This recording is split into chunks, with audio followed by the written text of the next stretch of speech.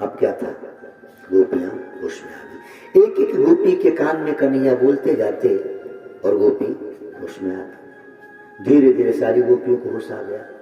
सबने कृष्ण की जयकारा लगाई। गोपियां अपने अपने घर गई। उस भीड़ में एक बुढ़िया थी। अच्छा, कुछ बुढ़िया बड़ी अच्छी होती हैं, हाँ, कुछ बुढ़िया जापान की गुड़िया जैसी, और कुछ बुढ़िया जहर की पुड़िया जैसी।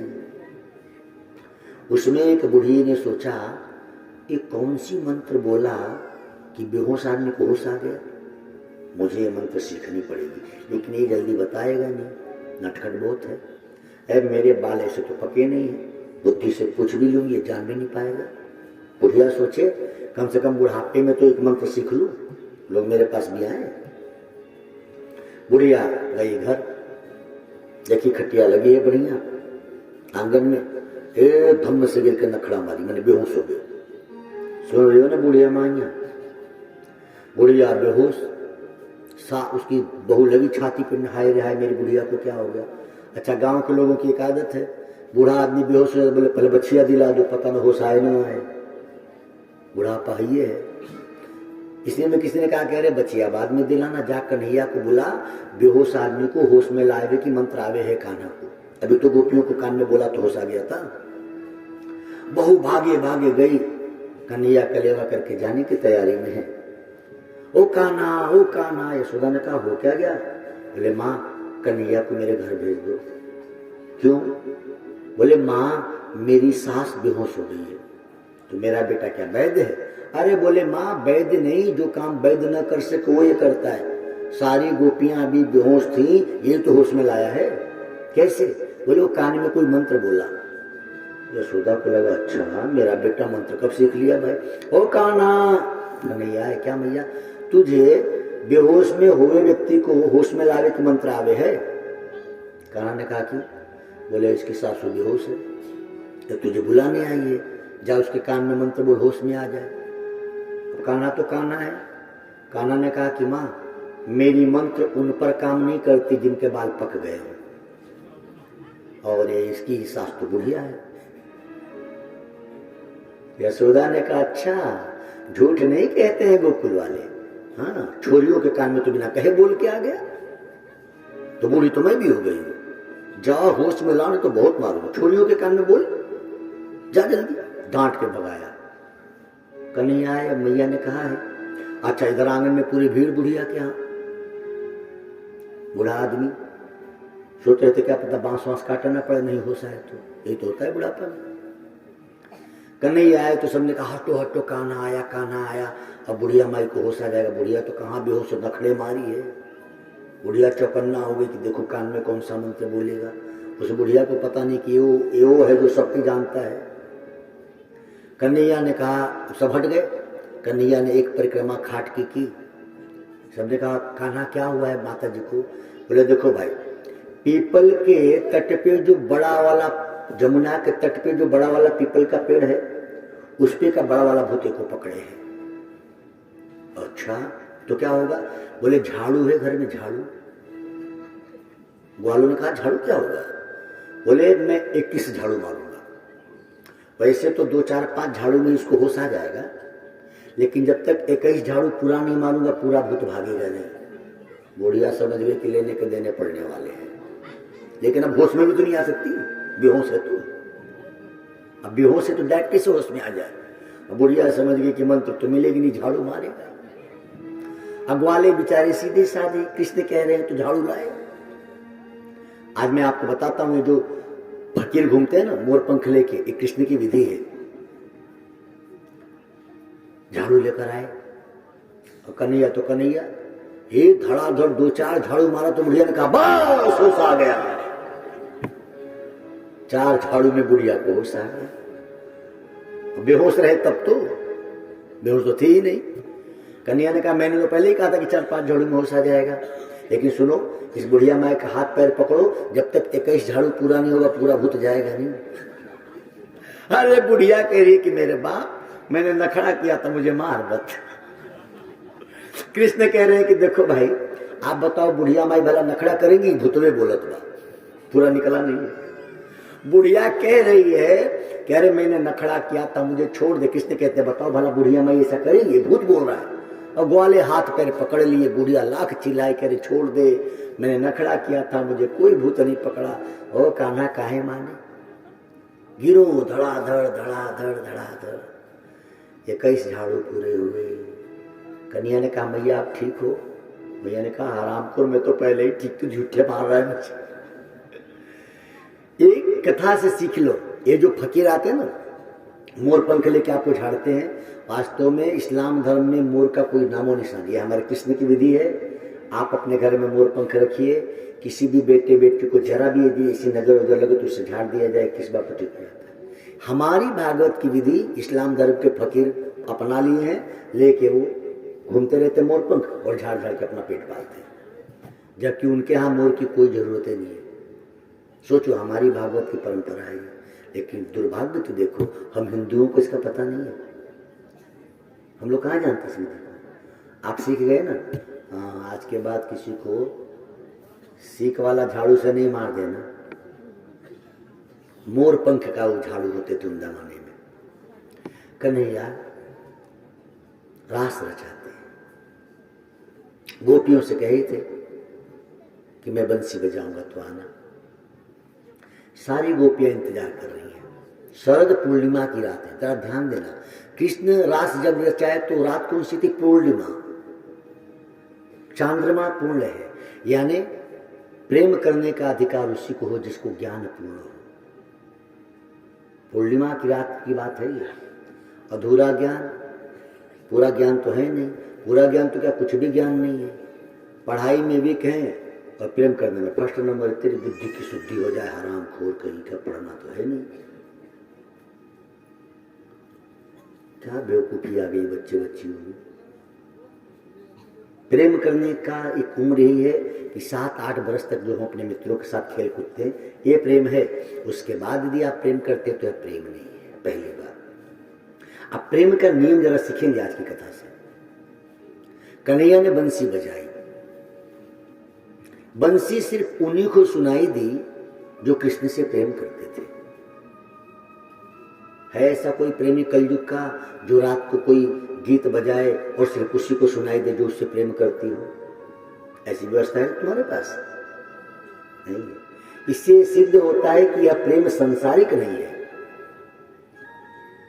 कोई बंसी बजाने वाले को बुलाओ, ऐसी कोई बंसी बजा सकता है जो उसको चाहने वाले बस वही सुने? नहीं साहब, कृष्ण की बंसी उन्हीं को सुनाई दे रही है जो उनसे प्रेम करते हैं। बड़ा सुंदर अर्थ है इसका। भागवत कथा भी वही सुन पा रहे हैं जो उससे प्रेम करते हैं। नहीं तो इतनी डांटने के बाद कोई कथा नहीं आता है क्या? आप क्यों बैठे हो? क्योंकि आप उससे प्रेम करते हैं। सारा संसार सो रहा था, ठंडी की रात है, कान्हा बंसी बजाए। इसका अर्थ एक और भी बड़ा सुंदर है। जो भोग में सो रहे थे वो तो नहीं सुन पाए, लेकिन जो कृष्ण की याद में जग रहे थे उन्होंने उनकी बंसी सुनी।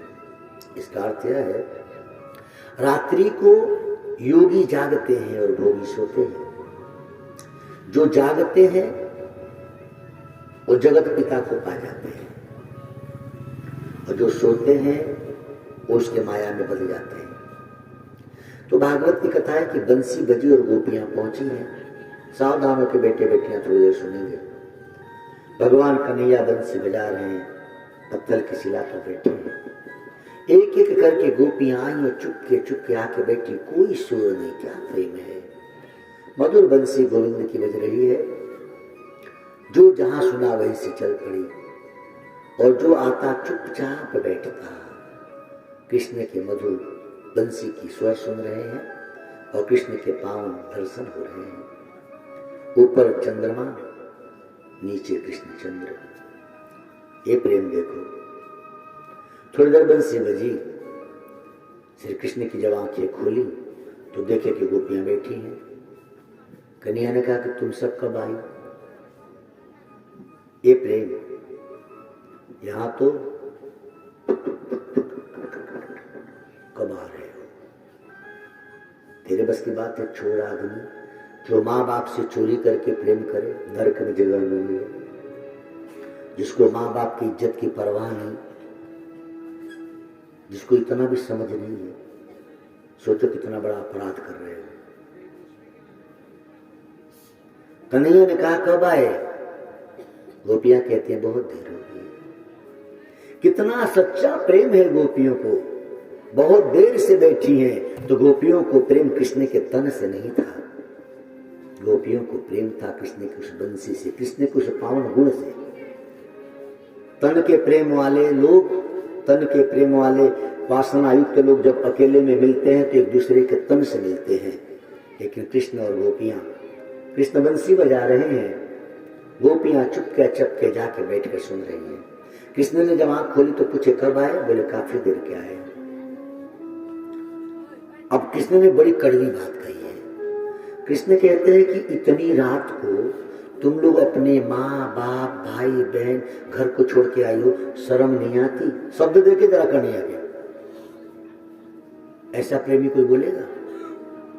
तुमसे प्रेम करने वाली बेटियां जो है ना हलकट लोग, वो कहेंगे बहुत अच्छा कि चली आई भाग के। ये कृष्ण कहता है अपनी गोपियों से, इतनी रात को तुम लोग चली आई हो, माँ बाप भाई बहन पति छोड़कर, तुम लोग को शर्म नहीं आती? अब तो गोपियों को चीरो तो खीर न निकले, हे भगवान खुद ही बुलाया था, फिर को कैसे बोल रहा है? अच्छा कल्पना करो, कोई रात को किसी को बुलाए, वो मिलने जाए घर द्वार छोड़ के, ऐसा प्रेमी तो सिर्फ हमारे कान्हा हो सकते हैं। और इतना सुंदर जवाब दे, तुम्हारा प्रेमी तुमको ऐसा कह सकता है कभी? वो तो कहेगा भला चली आए। ये है हमारे कान्हा का प्रेम। गोपियों से कहते हैं तुम लोग को शर्म नहीं आती? इतनी रात को भला वन में आने योग्य है तुम लोगों के लिए? तुम स्त्री हो, इतनी खतरनाक जंगल में चली आई हो रात को। कुछ देर में राधा जी भी आई। गोपियां प्रेम करती हैं, प्रेम इतना करती हैं कि कृष्ण का उत्तर नहीं दे पाती। ये है प्रेम, इसको प्रेम कहते हैं कि हम अपने प्रेमी के बात का जवाब न दे सके। यहां तो प्रेम आजकल मोबाइल से हाय तो तुरंत 1 मिनट बीता नहीं, हेलो, हरामखोर। सच्चा प्रेमी प्रेमी की सुनता है, सुनाता नहीं है। राधा जी पहुंची है, अब गोपियों का नेतृत्व तो राधा जी कर रही हैं। अब देखिए कितना सुंदर उस रास की घटना है। आज आपको समझ में आएगा रात को हुआ क्या। जब राधा आए तो गोपियों ने कहा राधे ये देख कितना कड़वा बोल रहा है, खुद ही कहा था कान में कि हम बंसी बजाएंगे और तुम आना। अब देखो राधा जी ने कहा कान्हा क्या हुआ? कान्हा ने कहा राधे तू तो बोलना मत बीच में, तुमने बिगाड़ रखा है इन लोग को। इन लोगों से पूछो राधे ये कोई तरीका है रात को इस तरह बन में आने का? तो राधा ने कहा कि ये तो कह रही कि आप ही बुलाए थे। अच्छा सोचो बेटिए कितना सुंदर प्रेम है। राधा कृष्ण का प्रेम जग जाहिर है। गोपियां पहले आई हैं कृष्ण से मिलने और राधा को इस बात का बुरा नहीं लग रहा है। इससे सिद्ध हो रहा है ना कि यह प्रेम अलौकिक था।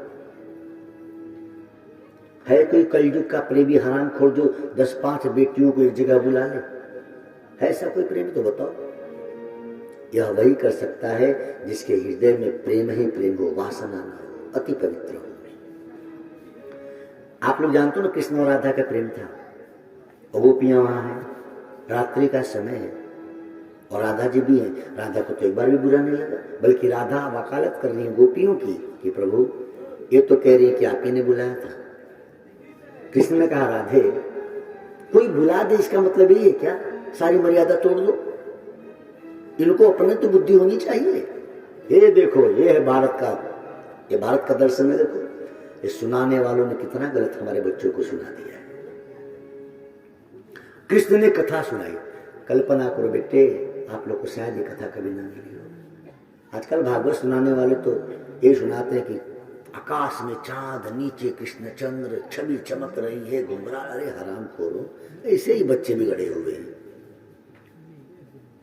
भगवान कन्हैया कहते हैं मैं एक कथा सुनाता हूं राधे। वाह, शरद पूर्णिमा की रात है, दोनों मिले हैं और कथा हो रही है। सबसे पहले कथा कृष्ण की सुनिए।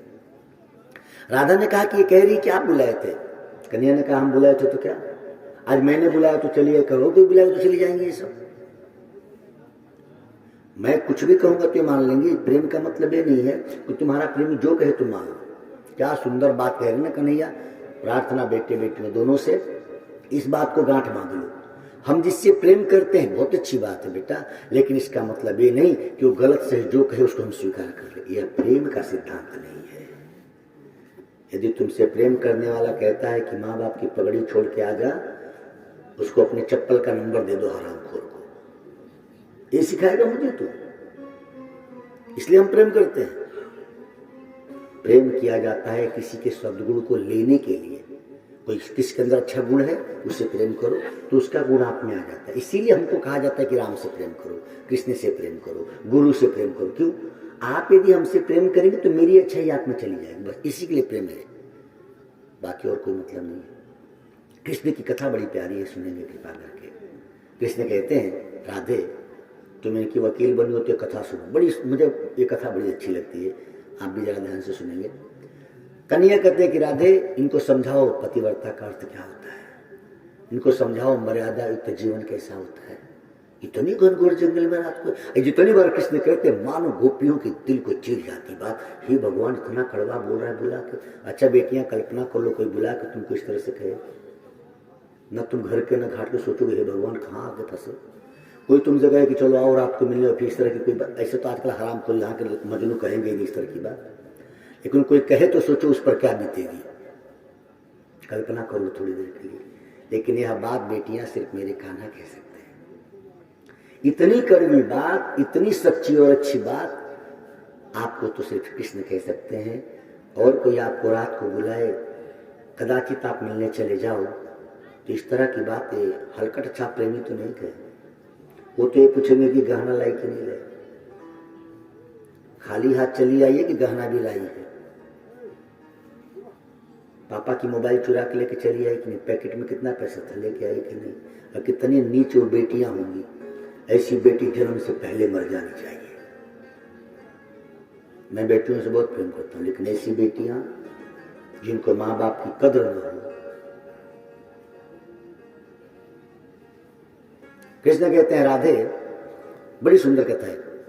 एक पतिव्रता स्त्री थी, उसका विवाह हुआ, बहुत जल्दी एक पुत्र का जन्म हुआ। गरीबी है, पति दिन भर मजदूरी करता है, ठंडी की रात है, काफी ठंड पड़ रही है। छोटा सा मुन्ना 7-8 महीने का बालक लिटा दिया उस पतिव्रता ने, पति के इंतजार में है। बालक को ठंडी न लग जाए तो नीचे कोयले की आग को जला रखा है, धधकती हुई कोयले की आग से गर्मी मिल रही है खाट के बगल में, ताकि मुन्ने को सर्दी न लग जाए। पति का इंतजार कर रही थी। कृष्ण सुना रहे कथा, जरा ध्यान से सुनिएगा। राधा ने कहा फिर क्या हुआ कान्हा? बोले राधे पति आया, बहुत थका था।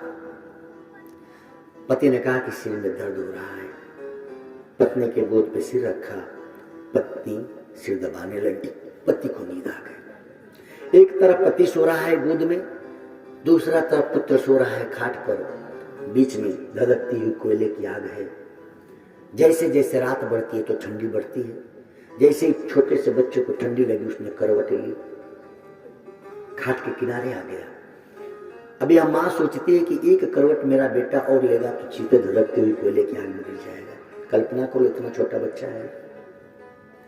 यदि उठती हूं बच्चे को बचाने के लिए तो पति की नींद खुल जाएगी, और पति की नींद खुल जाए तो पतिव्रता धर्म टूट जाएगा मेरा। नहीं उठती हूं तो मेरा नन्हा सा मासूम बच्चा धधकती हुई आग में गिर जाएगा। कृष्ण की इस कथा को सुनकर सारी गोपियों के आह निकल गई। कान्हा फिर क्या हुआ? कन्हैया कहते हैं राधा होना क्या है, थोड़ा समय और बीता, जैसी थोड़ी ठंड और बढ़ी,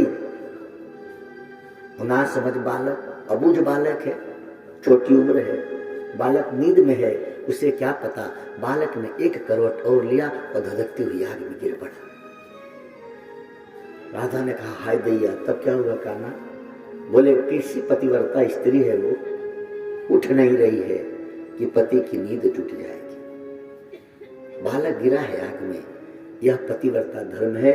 राधा इन गोपियों को सिखाओ, ये अपने पतियों को छोड़कर चली आई बंसी बजाने। क्या कथा है, ये है रास की कथा। उस रात को क्या कृष्ण ने सुना दिया था गोपियों को। इतनी खरी बात सुनाने वाले हमारे कान्हा को हलकट आप लोग बदनाम करें। मेरे कन्हैया को कोई कहे कि वो छोरियों के सारे तेरी जीभ में कीड़े पड़ जाए तो सुन ले भागवत, पढ़ भाई। कृष्ण ने जो किया साधारण व्यक्ति के बस की बात नहीं, साधारण व्यक्ति के बस का हो नहीं सकता। यह हमारे कान्हा ही कर सकते हैं। कन्हैया ने कहा कि राधे, वो मासूम बच्चा धधकती हुई कोयले की आग में गिर पड़ा। एक मां के सामने उसका बच्चा आग में गिरा है, गोद में पति सो रहा है, उठ इसलिए नहीं रही है कि पतिव्रता धर्म टूट जाएगा। राधे, ये तेरी गोपियों को देख, इनको न मां की पड़ी, न बाप की पड़ी, न पति की पड़ी। गोपियों का सिर झुक गया है। गोपियों ने कहा राधे पूछो ना फिर क्या हुआ। राधा कहते हैं फिर क्या हुआ कान्हा। कन्हैया कहते हैं कि राधे, उस मां की आंखों से आंसू बहने लगे और जब उसके आंसू उसके पति के ऊपर गिरे तो उसकी नींद खुली। जैसे ही वो राम राम कह के उठा, वो मां दौड़ी है और दौड़ के अपने जलते हुए बच्चे को जब बाहर निकाली तो बच्चा मुस्कुराते हुए बाहर आ गया। ये पतिव्रता धर्म है, ये पतिव्रता धर्म है। क्या सुंदर कथा है उस रात की। ये कथा नहीं सुनाया जाता, ये रास रचाया, रास रचाया। राधे, इन सखियों को समझाओ अपने। अब उत्तर देखिए बड़ा सुंदर। राधा जिसके बल्ले में क्या उत्तर दे रही है, प्रेम कैसा होना चाहिए ये कोई राधा कृष्ण से सीखे। एक बात आपने कभी सोचा, राधा और कृष्ण एक जाति के थे, है ना। दोनों का गांव अगल बगल था, थोड़ी थोड़ी दूर पे था। दोनों का प्रेम जग जाहिर था। ध्यान से सुनेंगे बेटे बेटी, जरा इस प्रश्न को समझो। राधा और कृष्ण एक जाति के थे, अलग अलग जाति के थे नहीं, फिल्मों जैसे। दूसरी बात, अगल बगल गांव के थे, गांव के भी नहीं थे। तीसरी अच्छी बात यह थी, दोनों में प्रेम जग जाहिर था, छुपा हुआ भी नहीं था। चौथी बात, दोनों के घर में कोई झगड़ा नहीं था, फिल्मों वालों के जैसे लोग दिखाते हैं कि उन लोगों का तो प्रेम हो गया, घर बाप बाप का झगड़ा है। कृष्ण राधा के साथ ऐसी कोई विडंबना नहीं थी। दोनों के घर में मधुर संबंध था, एक जाति के थे, अगल बगल के गांव के थे, दोनों का प्रेम जग जाहिर था। कारण क्या था कि दोनों का विवाह नहीं हुआ? कोई रुकावट थी? कभी आप लोगों ने सोचा इस विषय पर कि कृष्ण और राधा का विवाह हुआ क्यों नहीं? जो कन्हैया 16,108 विवाह करते हैं, क्या एक राधा से नहीं कर सकते थे? वो भी उस राधा से जिस राधा का प्रेम जग जाहिर था, दुनिया जानती थी राधा कृष्ण के प्रेम को। उस राधा से जो दोनों के घर में अच्छे संबंध थे, बगल के गांव की थी, यानी कहीं से कटने लायक कोई बात नहीं थी, तो कन्हैया ने प्रेम क्यों नहीं किया बताए? ये निवेदन आप कृपा करके स्वीकार कीजिएगा। श्रीमद् भागवत के कृष्ण कहते हैं कि वास्तव में जिससे प्रेम किया जाता है उससे विवाह नहीं किया जाता। प्रेम एक पूजा है। जब हम किसी से प्रेम करते हैं तो उसकी पावन छवि को हृदय में बसाते हैं। जैसे हम प्रेम गुरु से करते हैं तो क्या विवाह कर लेंगे? मैं अपने गुरुदेव से प्रेम करता हूँ तो विवाह कर लूंगा क्या? मैं अपने पिता से प्रेम करता हूँ तो विवाह कर लूंगा। माँ से प्रेम करते हैं, जिससे हम प्रेम करते हैं उससे विवाह करने का अधिकार नहीं। 16,108 विवाह करने वाले श्री कृष्ण राधा से विवाह नहीं किए, लेकिन आज भी राधा कृष्ण ही कहा जाता है। यह प्रेम की महिमा है। कृष्ण कहते हैं, और आप सभी से प्रार्थना, भारत की इस बात को जरा मानिए, भागवत की शिष्य को, प्रेम करना गुनाह नहीं है, लेकिन एक बात गांठ बांध लो, प्रेम जिससे भी किया जाए, सच्चे प्रेमी एक दूसरे का हृदय में आदर करते हैं, विवाह का आग्रह नहीं रखते।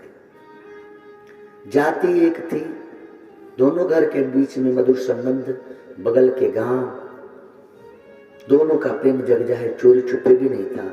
फिर भी कृष्ण सिर्फ एक बात राधा से कहते कि राधे, तुम और हम यदि विवाह कर लेंगे तो तुम्हारे हमारे प्रेम को कोई नहीं जानेगा। प्रेम विवाह की चीज ही नहीं है। कितना अच्छा होता, हमारे भारत के बच्चे बच्चों की बात समझ में आ जाती। पूरा विश्व प्रेममय हो सकता है। प्रेम करो, लेकिन प्रेम का अर्थ यह नहीं है कि अब तो हम इसी से विवाह करेंगे। सच्ची बात तो यह है, जिससे प्रेम करो उससे विवाह कभी न करो। क्यों? प्रेम एक पूजा है और विवाह एक व्यापार। विवाह मतलब गाड़ी को खींच के चला, विवाह माने एक बैलगाड़ी के दो बैल। कभी तो लड़ोगे नहीं, विवाह हो जाएगा। तो जब हमने आपसे प्रेम किया और विवाह के बाद कभी आपसे झगड़ गए तो सारा प्रेम तो खत्म। जैसे एक कुंतल दूध की बनी खीर, काजू किशमिश बादाम डाल के और कोई एक रुपये का नींबू निचोड़ दे तो खराब हो गया कि नहीं? प्रेम आपने किया और जब उससे विवाह कर लोगे बेटा, जिस दिन उससे झगड़ा कर लोगे तेरे प्यार पे कलंक लग जाएगा। ये बात भागवत कहती है, लेकिन ये हरामखोर फिल्म वालों ने उल्टा सिखा दिया हमारे बच्चियों को। जिससे प्रेम करो उससे विवाह जरूर करो, चाहे बाप से झगड़ा हो चाहे माँ से। अरे मूर्ख, वह प्रेम हो ही नहीं सकता। राधा कृष्ण से अच्छा प्रेम करेंगे हम। अच्छा, हमारे आराध्य कृष्ण है, राधा है, तो हमको राधा जी से कृष्ण से सीखना चाहिए। कन्हैया जा रहे हैं, सारी गोपियां और राधा ने कृष्ण का मार्ग रोका। कन्हैया ने कहा, राधे, प्रेम से पहले पिता और माता का कर्तव्य मेरे साथ है। मेरे माँ बाप जेल में है और मैं तुम्हारे रुकने से यहाँ रुक जाऊंगा? नहीं रुके। इतनी प्रेम करने वाली राधा और गोपियां गोकुल में हैं, लेकिन कन्हैया जब मथुरा गए, कह के गए थे कि कल परसों में आऊंगा और वर्षों लग गए, नहीं आए। ये प्रेम है। जो प्रेम में त्याग न कर सकते वह प्रेम नहीं हो सकता। आजकल का प्रेम तो कलंकित कर दिया उन कुछ मूर्ख लोगों ने प्रेम शब्द को। प्रेम की परिभाषा नहीं जानते। राधा जी का उत्तर देखिए कितना अच्छा है। कृष्ण ने एकदम सटीक बिठा दिया कि प्रेम में मर्यादा नहीं टूटनी चाहिए। अब राधा जी ने जो कहा वो बात बहुत अच्छी है। मैं इसलिए सुना रहा हूं कि कहीं आप लोग को ये न लग जाए कि गोपियों ने गलत किया था जाके। गोपियां कृष्ण के लिए गई, कोई गलत नहीं है, लेकिन हम और आप किसी के लिए जाएं तो सर्वथा अनुचित है। राधा जी कहते हैं, कान्हा एक कथा मैं भी सुनाऊं? कौन कहता है उस रात खाली मस्ती हुई थी साहब, पढ़ो ना। एक कथा कृष्ण ने सुनाई। अब राधा जी का उत्तर देखें।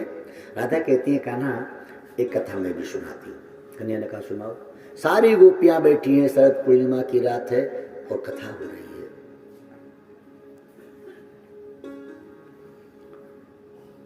राधा कहती हैं, कान्हा, अब देखो उन्हीं की टोपी उन्हीं के सिर पे पहना रही है माता राधा जी।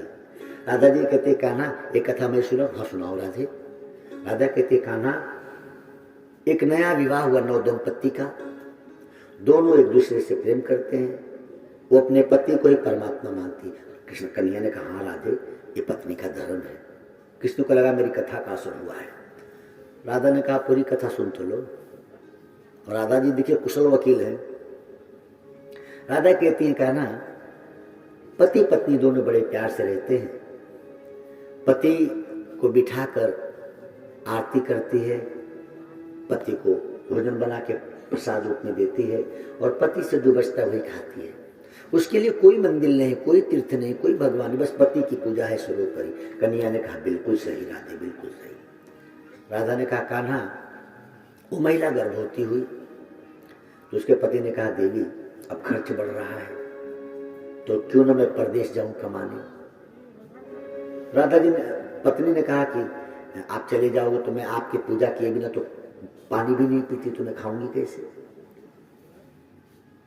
कन्हैया से कहती है राधा कहती है कृष्ण से कि कान्हा, अब सोचो ना, वो कह रहा है परदेश जाने को, ये महिला क्या करे। कन्हैया ने कहा, तुम जानो ना, कथा बताओ, तुम्हें बताओ आगे क्या हुआ। अब कृष्ण को राधा कथा सुना रही, इससे पहले कृष्ण ने सुनाई। राधा कहते हैं, कान्हा, वो पति कहता है कि मैं परदेश जाऊं। पत्नी ने कहा कि तुम चले जाओ तो मैं जल कैसे पीऊं, भोजन कैसे करूंगी, तुमको पूजा करके तो जल पीती। पति ने कहा, एक काम कर देगी, तू मेरी तस्वीर बना ले, जब तक मैं न रहूं मेरी तस्वीर की पूजा करना, फिर तो जल पीना भोजन करना। बाप पत्नी को भी अच्छी लगी, जाना तो जरूरी है परदेश कमाने। और पति चला गया परदेश। कौन सुना रहा है कथा? बस किसको? बेटियां सुन रही ना ध्यान से। कान्हा कहते, फिर क्या हुआ राधा? राधा ने कहा, कान्हा, पहले के जमाने में तो आप लोग भी पता है साधन थे नहीं, 12 बरस बीत गए, पति परदेश गए, इतने में उसका बच्चा 12 बरस का हो चला था, लगभग 11 साढ़े 11 बरस का। एक दिन पत्नी अपने उसी पति की तस्वीर की रोज पूजा करती है, उसी को भोग लगाती, जल चढ़ाती। आज पत्नी अपने पति के तस्वीर की पूजा करने बैठी है और कान्हा देवयोग देखो ना, उसी समय उसका पति परदेश से वापस लौटा। जो कि पतिव्रता स्त्री है, दरवाजा बंद ही रखती है ज्यादातर, अपने काम से काम। कान्हा पति चिल्ला रहा है दरवाजे पे कि प्रिय दरवाजा खोलो, लेकिन पत्नी उठे कैसे, पूजा पे बैठी, उसका पतिव्रता धर्म भंग हो जाएगा। अब कान्हा तुम बताओ, वो दरवाजा खोले कि न खोले? सोचो बेटी, पति की तस्वीर की पूजा करने बैठी है, यदि उठती है तो पतिव्रता धर्म टूटे, और सच में पति दरवाजे पे खड़ा है, अब क्या करे? कृष्ण ने ही तो धर्म समझाया था। तो कहती है राधा जी, कान्हा तुम बताओ ना, उसे क्या करना चाहिए? कन्हैया ने कहा, राधा एक तो बिल्कुल सीधी सीधी बात है, जब सच का पति द्वार पर आ गया है तो पति की तस्वीर की तो पूजा कर रही है, पूजा छोड़ के उठ जाए। राधा ने कहा, कान्हा सोच लो, यदि धर्म टूट गया उसका तो? कन्हैया ने कहा, देवी नहीं टूटेगा, मैं कह रहा हूं, मैं ईश्वर हूं, मैं कहता हूं ऐसा वेदों में कुछ नहीं है, बिल्कुल धर्म नहीं टूटेगा। राधा ने कहा, सोच के उत्तर देना कान्हा। कन्हैया ने कहा, देवी बिल्कुल सोच के कह रहा हूं।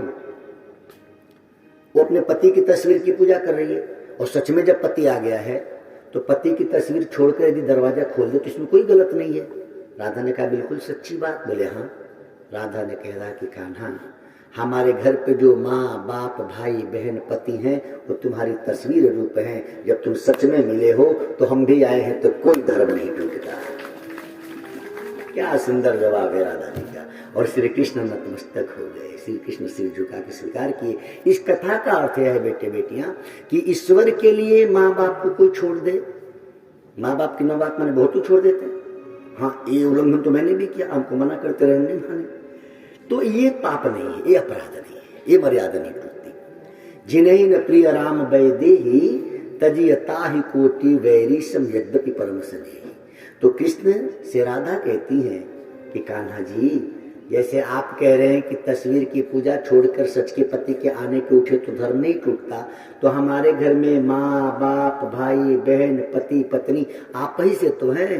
आप निकल जाए तो भी तस्वीर ही लग जाती है उनकी। बाप में भी आप हो, पति में भी आप हो, आप निकलते हो तो तस्वीर ही तो हो जाते हैं बेचारे। तो जब आप साक्षात मिले हो तो हम घर पे तस्वीरें ही तो छोड़ के आए हैं, हमारा भी धर्म नहीं टूटता। इसलिए गोपियों को दोष नहीं लगा, लेकिन आप सभी से प्रार्थना है, हम यदि वही क्रिया करते हैं तो नारायण आप गोपी नहीं हो और सामने बुलाने वाला हरामखोर कृष्ण नहीं है, तो हमको आपको तो पाप लगेगा ना। बोल नहीं रहे हो, बात स्वीकार नहीं है। कहा जाए, कई लोग तो सोच रहे अब सही भी है कि गलत है। पीछे वाले बताओ, नहीं सही है? सही है तो यहां से कि यहां से? हृदय से स्वीकार कर रहे हो? नहीं महाराज, तू कुछ चुका, हम तो वही करेंगे जो हमको सही लग रहा है। आप लोग जरा शास्त्र पढ़िए, विवाह कितनी दूरी पे होना चाहिए पता है? कम से कम 100 किलोमीटर। एक नया ट्रेड चला है कि लोग चाहते जल्दी नजदीक रिश्ता हो, नहीं, नजदीक रिश्ता करने से आपके आने वाले बच्चे बड़े प्रोग्रेस नहीं करेंगे। पहले के जमाने में लोग देखो, पहले साधन कम था, कहां अयोध्या और कहां जनकपुर, जरा देख लीजिए, दूर दूर विवाह होता था। कहां हस्तिनापुर, कहां गंधार, और तो छोड़ो मेरे बाप की ससुराल देखो, कहां बनारस, कहां बलिया, 150 किलोमीटर। ऐसा क्यों? आपके उत्तर प्रदेश में जब गेहूं बोया जाता है तो बीज कहां से आता है? पंजाब से। यहां का गेहूं नहीं होता। आप जिस क्लाइमेट में जन्मे हैं उसी क्लाइमेट में जन्मा, उसी वातावरण में जन्मा यदि पति भी इर्द गिर्द का, तो आप दोनों के मिलने के बाद जो जन्मेगा वो बहुत उन्नत नहीं करेगा। इसीलिए हमेशा बेटे बेटियों का विवाह करो तो दूरी से, उससे 2 फायदे हैं। पहली बात, उस बच्चे को 2 जगह का संस्कार, 2 जगह की भाषा सीखने को मिलेगी। जैसे मैं बलियाटी बहुत अच्छा बोल लेता हूँ, बनारसी भी बहुत अच्छा बोल लेता हूँ, लेकिन यदि एक ही जगह दोनों लोग का ब्याह हुआ जाए तो एक ही भाषा हम जानते ना, मेरे पिताजी का विवाह यदि बनारस में इर्द गिर्द कहीं हुआ होता तो मुझे कई भाषा आती बनारस से, लेकिन अब मैं माताजी से अपनी बलिया की भाषा अच्छी जानता हूँ और पिताजी से मैंने अपने गांव की भाषा सीखी। अच्छा, मेरे अंदर दोनों जगह का गुण आया तो मैं कुछ अलग हो गया ना। इसीलिए आप सभी से प्रार्थना, यही कारण है कि कहा जाता है कि प्रेम में विवाह नहीं होना चाहिए। प्रेम दुर्वानुसुत तो होगा नहीं। प्रेम किससे होता है? जिसको आप जानते हैं। तो जिससे प्रेम होता है उससे विवाह करोगे तो आने वाली जनरेशन उन्नत नहीं होगी। ये भी कितना चाहिए, वैज्ञानिक लॉजिक है। यहां इतनी मूर्खता आ गई है। आप सभी से प्रार्थना यह है, कृष्ण से सीखिए। कृष्ण कहाँ के थे? मथुरा के। विवाह कहाँ किया? विदर्भ जाके। रुक्मिणी जी कहाँ के थी? विदर्भ की। और ये कारण है कि पहले के लोग के बच्चे महान होते थे। पहले रथ से चलते थे लोग, पैदल चलते थे, महीनों दिन लग जाता था बारात को जाने में, तो दूर दूर ब्याह होता था। यहाँ आप देखो तो हाँ, क्या कहा जाए, पैसा बचाने के चक्कर में। हाँ, नजदीक ब्याह का कई फायदा है। मेरा विवाह हो रहा था ना, वो तो ब्याह होने के कई लोग आते हैं ना, तो मेरे एकदम गांव के बगल के लोग आए थे विवाह करने के लिए। अच्छा, मुझे जब बताया गया, वो तो लड़का देखने आते हैं लोग, हम भगा दें। जय श्री राम। ओम नमो भगवते वासुदेवाय। ओम नमो भगवते वासुदेवाय। जी, अब तो हमको रास रचाओ। रास मतलब प्रेम का रस जहां उत्पन्न हो। प्रेम का रस उत्पन्न कैसे होता है? प्रेम का रस उत्पन्न होता है स्वर से। हमारे हृदय में जो भाव है, उन भावों को जब हम शब्दों में व्यक्त करते हैं, जैसे दो प्रेमी मिले तो दोनों एक दूसरे से जब मीठे वचन बोलते हैं तब प्रेम बढ़ता है ना। तो दोनों मिले, मुंह बना के खड़े रहे तो प्रेम बढ़ेगा क्या? कुछ देर में झगड़ा हो जाएगा। राधा जी ने कहा रास रचाए, मतलब अब श्री कृष्ण ने बंसी पे तान छेड़ी। बंसी पे जब तान छेड़ी तो गोपियों की शुद्ध बुद्ध खो गई। देखो, बंसी कौन था पता है? आखिर ऐसा क्या था बंसी में कि बंसी बजता था लोग शुद्ध बुद्ध खो देते थे? बहुत कम लोग जानते होंगे, तो जानिए वास्तव में बंसी था कौन? कहां से आई थी बंसी कृष्ण की? तो ये कोई बंसी साधारण नहीं थी, ये बांस की बंसी नहीं थी प्यारे। ये साक्षात शिव ही बंसी बनकर आए थे। शिव को उल्टा करो, समझ में आ गई बात? भगवान महादेव विश्वनाथ साक्षात शिव कृष्ण की वंशी बने। कारण क्या था? एक बार भगवान मोहिनी रूप लिए थे, नारी बने थे, जब देवताओं को अमृत बांटना था। तो इतना सुंदर लगे थे प्रभु कि भगवान का उस सुंदर रूप दे के भगवान शिव विहल होते। कई बार इस कथा को लोग गलत तरीके से सुनाते। जो शिव ने कामदेव को जीत लिया हो, क्या उस शिव जी के मन में बुरे विचार आएंगे भला? लेकिन जैसे आपका बच्चा खूब सुंदर लगता है तो आप उसको चूम लेते हो, स्वाभाविक है। हमारी बेटी बहुत अच्छी लगती है तो हम उसको प्यार से चूम लेते हैं, ऐसा होता है, गले लगा लेते हैं। तो ऐसे ही भगवान से बहुत प्रेम करते हैं शिव जी महाराज। और जब भगवान का सुंदर मोहिनी रूप देखे तो उनके मन में आया कि क्यों न इनको एक बार चूम लो गले लगा के। अब वो चले गले लगाकर चूमने के लिए, भगवान भागे। भागने का कारण क्या था? भागने का कारण यह था कि शिव जी तो प्रेम में चूमते, लेकिन प्रभु स्त्री रूप में थे। तो उनको लगा कि मैं स्त्री रूप में, उस समय यदि शिव जी मुझे स्पर्श करके, आलिंगन करके, चुंबन करेंगे तो मर्यादा टूट जाएगी। इसीलिए भगवान दौड़ते हुए अपना स्त्री का रूप बदल लिए, पुरुष रूप में आ गए। तो शिव जी ने कहा, जा यार, इतना अच्छे लग रहे थे, मैं चाहता था कि आपको एक बार चूम लूं। भगवान कन्हैया ने कहा कि भोलेनाथ, मैं स्त्री रूप में था, उस समय आप मुझे ऐसा करते तो मर्यादा टूट जाती। आपको मेरे होठों से ही लगने का शौक है ना, चिंता ना करो, मैं कृष्ण बनूंगा, आप बंसी बनना, सदा आपको अपने होठों पे ही लगा के रखूंगा। आज शिव बंसी बनकर आए हैं। ये कोई साधारण बंसी नहीं है कि जो बजती है और पूरा विश्व मोहित हो जाता है, जहां हमारे शिव ही बोलने लग जाए। बिल्कुल शांत रहते हैं शिव, और शिव जब बोलते हैं तो बंसी बजती है। यह कारण है कि जब बंसी बजती थी तो बछड़े दूध पीना छोड़ देते थे और गाय चारा खाना छोड़ देती थी। कृष्ण की जब बंसी बजती, किसी गोपी के दूध उबल के गिर जाते शुद्ध नहीं है, और किसी गोपी की रोटी जल जाती उसे पता नहीं होती थी। ये ऐसी बंसी थी। क्यों? क्योंकि ये महादेव है। जहां शिव ही बजे, जहां शिव ही बोले। अच्छा, स्वर निकल रहा है शिव से और फूक कौन रहा है श्वास? तो कृष्ण।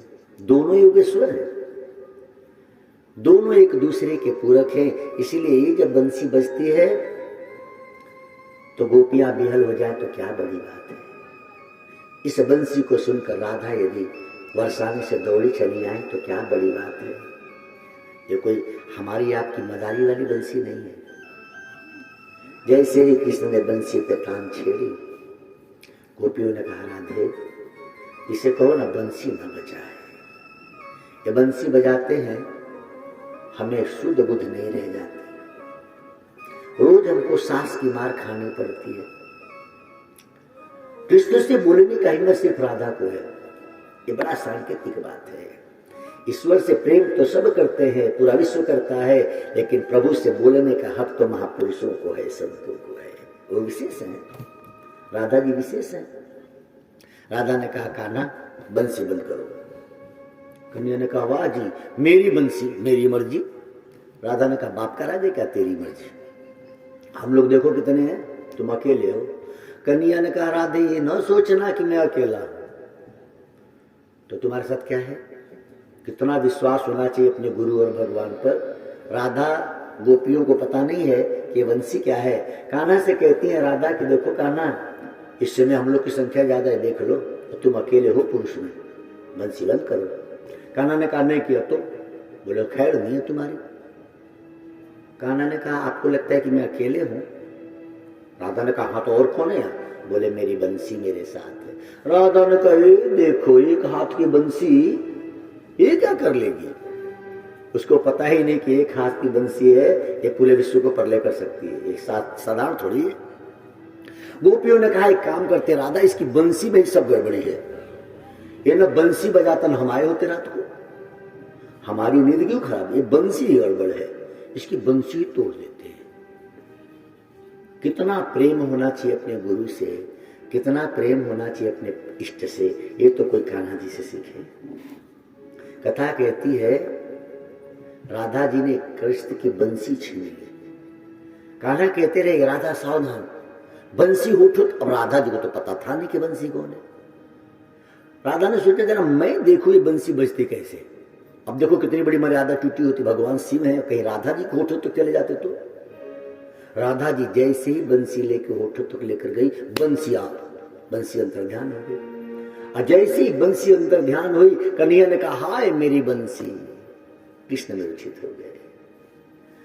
कृष्ण मूर्छित हो गए और कृष्ण के मूर्छा होने पे सबसे ज्यादा दर्द राधा जी को हुआ।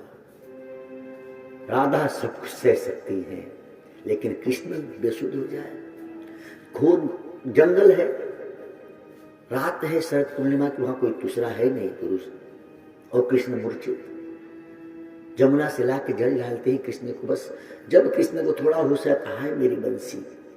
कितना प्रेम होना चाहिए अपने गुरु से, अपने इष्ट से। कितना अपने शिव को मानते हैं श्याम, हाय मेरी बंसी ला दो।